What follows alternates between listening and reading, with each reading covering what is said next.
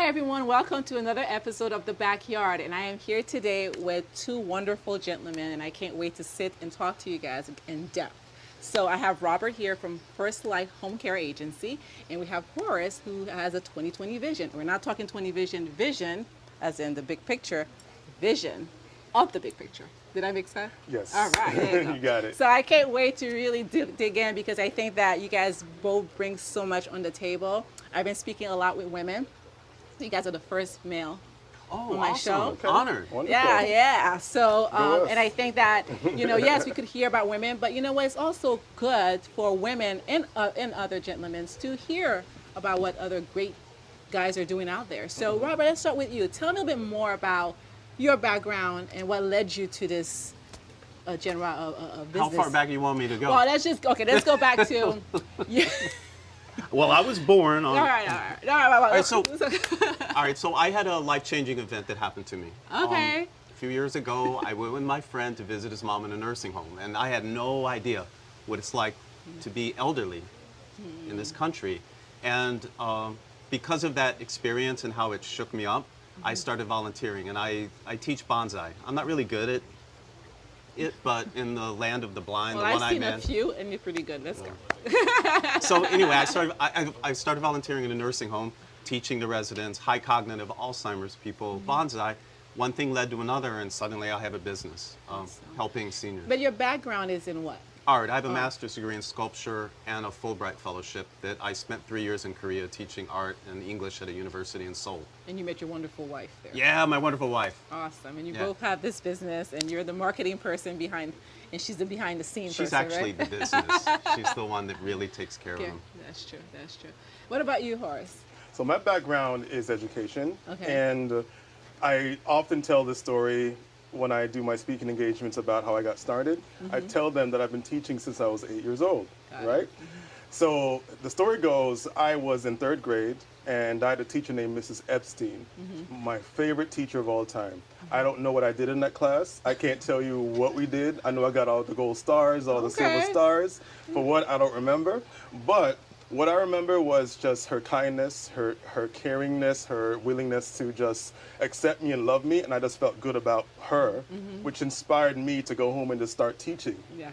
When I would go home, I would get my sister's dolls, I would get my G.I. Joe action figures, my Thundercats action figures, I would get bottles, and I'd just form a class and just start teaching everything Miss Epstein taught me. So when I introduce myself as a teacher, I tell my parents, I've been teaching since I was 8 years old. They're like, what? Awesome. Do tell the story, and I tell that story.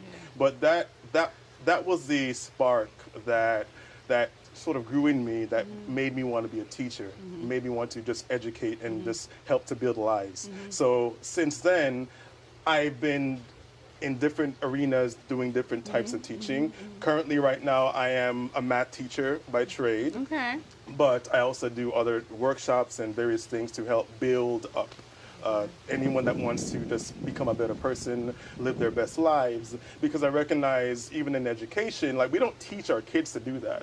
So what happened for me is that I expected all these wonderful success things from kids, and I'm recognizing, well, no one's teaching them how to be successful. We get an A on the test, study, time manage, all these things that even adults don't know how to do. And I recognize, well, I can't expect these things from them unless I teach it to them, but then I also have to know it for myself, and I recognize, hey, I don't really know some of these things that I want them to do. So that sparked in me this awareness of where I am and what I needed to do to grow so that I can impart it to my kids, and that just became a bigger thing. Now it's the 2020 vision. Yes.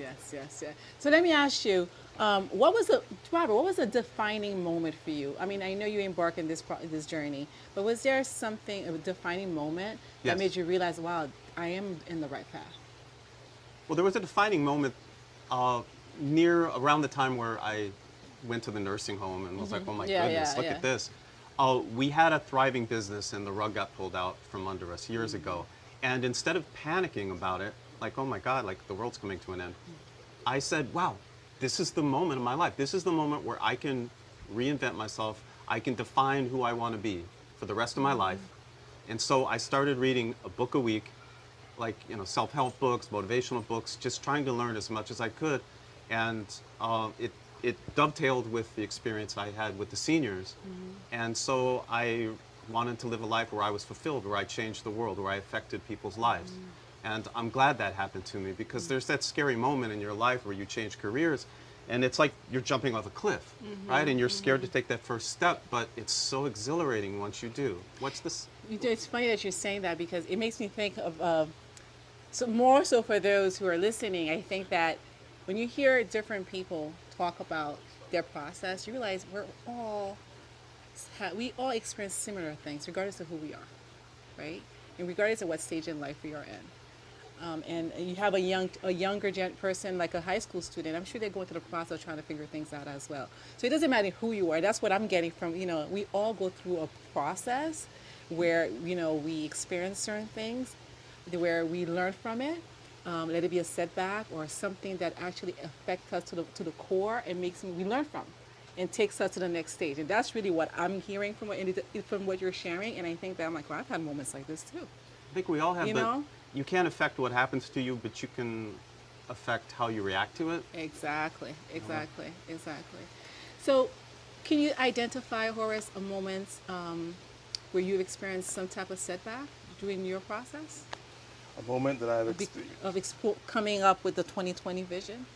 Well, the setback for me has always been me, right? Okay. The setback for me has always been my lack of awareness of self. Okay. And I recognize that I needed people around me to really be a mirror to me. I needed people that I can trust. I needed people who were authentic.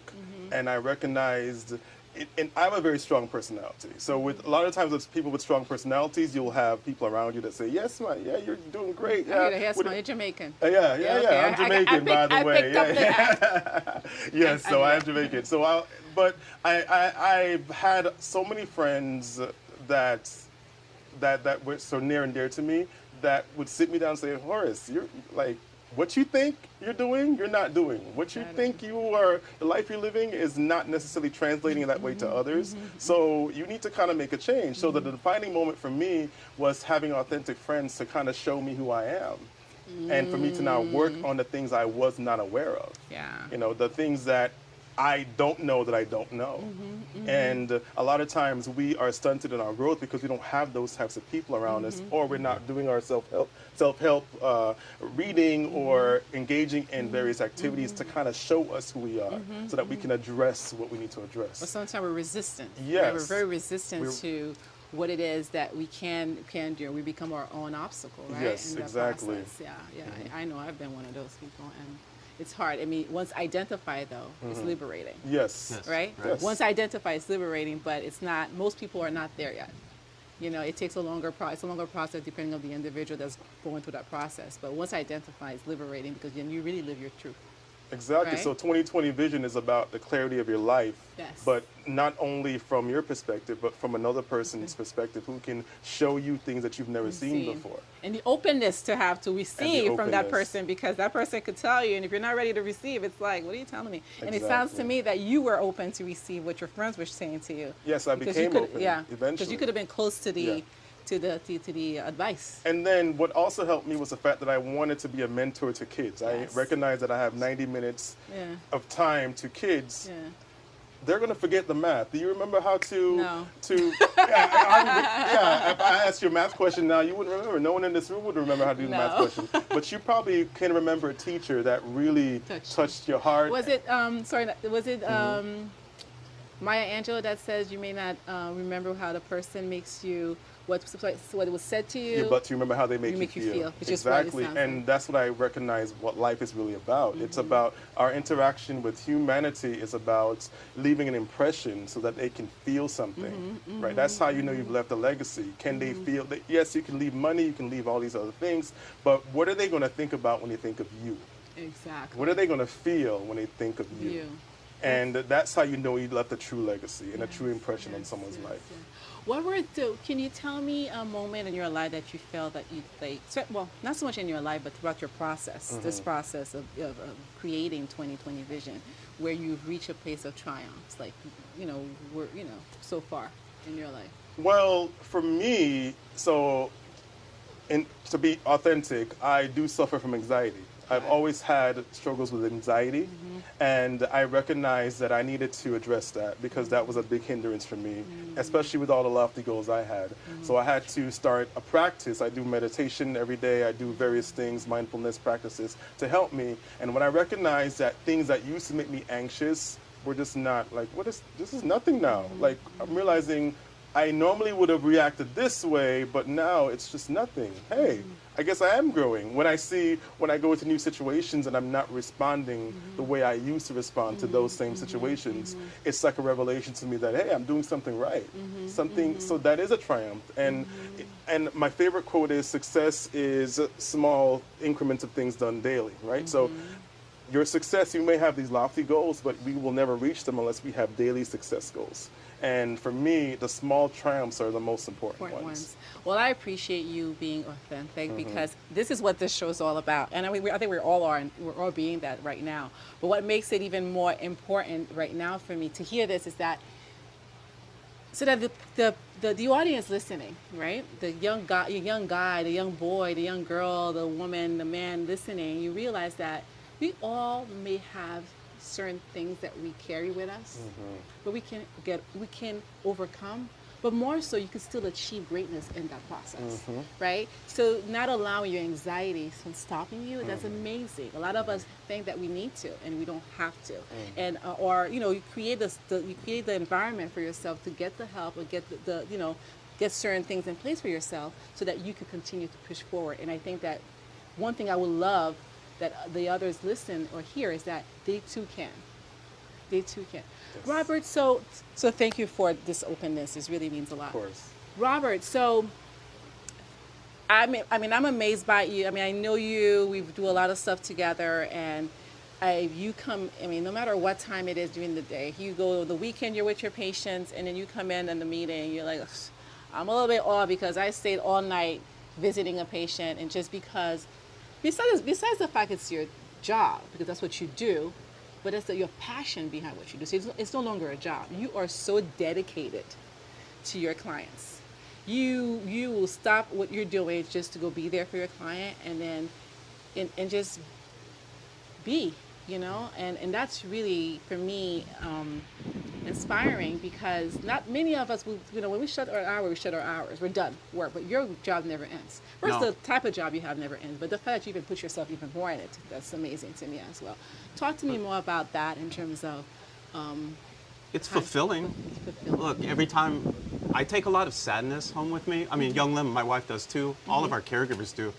But at the same time, when I walk out of the house, I know that I've made a difference, and like if I can make that person smile, or their family members that are just going through a horrible situation, dealing with somebody with dementia, that I can make them laugh, or I can, go, just get out of the house, go do something that I've positively impacted my life. Yeah. So I know I'm fulfilled. Oh, go ahead. One cool thing that this transformation that I've had in my life is all right. So I have a son that just applied and he got into a university, and I didn't think he was paying attention to me, watching me do things, watching me volunteer, watching me network and market, and how I've been able to, like, I'm incredibly shy, but somehow I've been able to start doing. Honest to God, I know. Really, but he is. As he blushes. So that's the shyness right there. So both of my sons started volunteering, just because they saw my wife and myself volunteering. So we went to tour this university up north, and you sit in the little room and you wait for the tour guide to come, and we were sitting there, and suddenly my son said to me, "I'll be back. Mom and Dad, I'll be back." So I'm like, "Where did he go?" He left for 15 minutes, and he came back, and he was like shaking, and we were like, "Where did you go?" And he goes, "Well, I went over to the administration office. I knew the name of the counselor at the school, and so I talked to the gatekeeper." I taught him the word gatekeeper, the receptionist. So, Dad, I went, and I was scared, and I said I wanted to talk to him, and then I walked through the door, and I went in his office, and I looked him in the eye, and I shook his hand, and I introduced myself, and I told him why I want to go to this university. That's and the amazing. amount of courage that it takes a high school kid to be able to talk to an adult like that, I knew that I'm doing the right thing, because people are like my children, my family, and my friends are all learning from the example that I'm setting. And you don't sit back from you said you're shy, so you don't sit back back behind your shyness. You're breaking through it. I'm trying. Well, you are, and obviously it shows because, as you just expressed, your son is witnessing that, and he's actually doing the same thing. So therefore, you know, the fact that you were able to do that also teaches him and others that you don't have to sit behind your shyness. You need to push through, and you need to take that leap. So you articulated what I said so much better than I did. I was like rambling, like, oh, right? That's why you're sitting in that chair, and I'm over here. Her show. Well, I mean, this is amazing. I mean, if you had advice to share out there with the audience, what would that be in terms of like what would be a takeaway for them? A takeaway is, and I mentioned this word earlier, but I can go into it in more depth.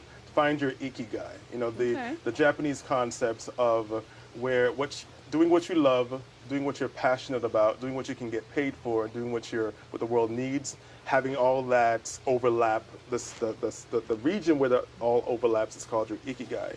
And they say the blue zones of the world, the parts of the world where people live their most fulfilled lives, their longest lives, are people who found their ikigai.